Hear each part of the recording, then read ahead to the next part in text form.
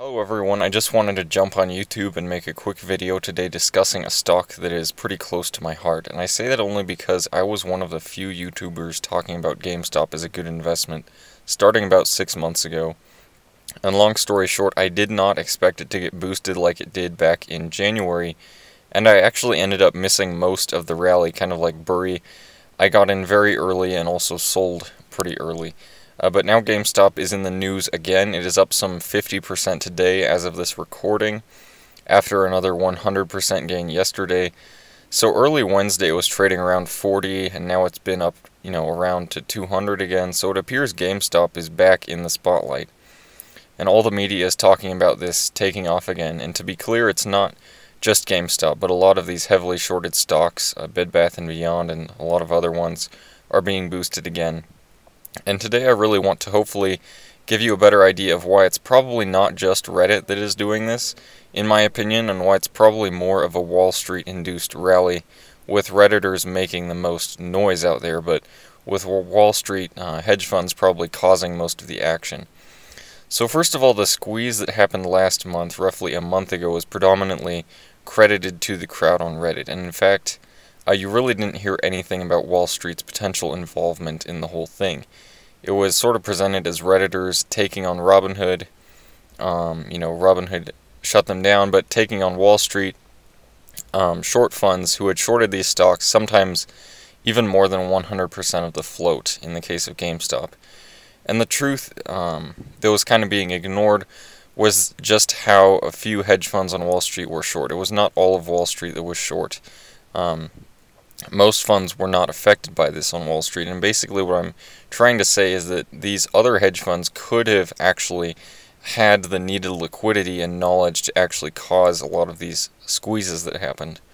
And the reason I say this is because it was a fairly complex and detailed process that caused these stocks to squeeze roughly a month ago and go up so dramatically.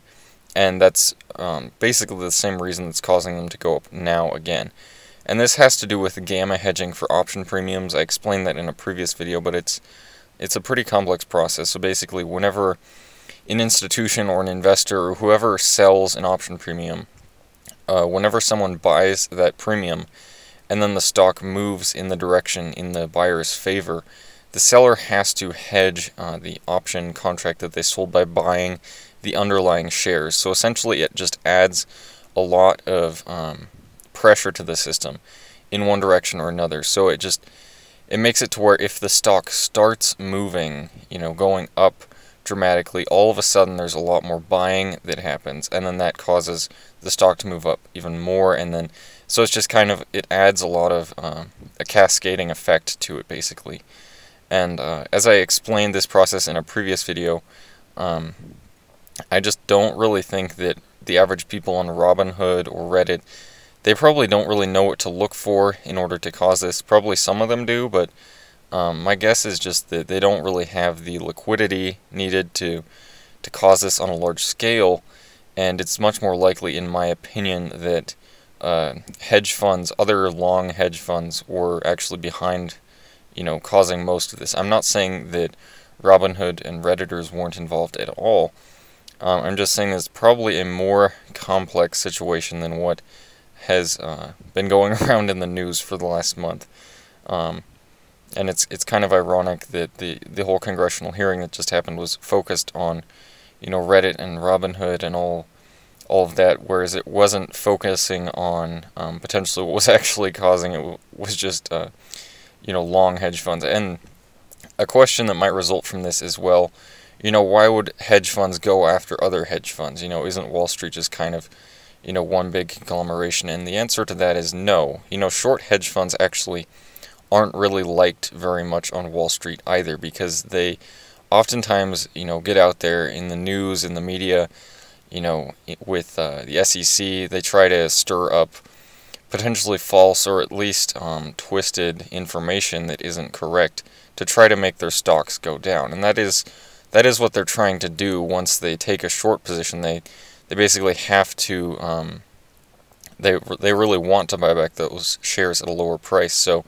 oftentimes, if that's not going their way, they will use these kind of dirty tactics to make them go down. So bottom line is shorts aren't really liked on Wall Street either.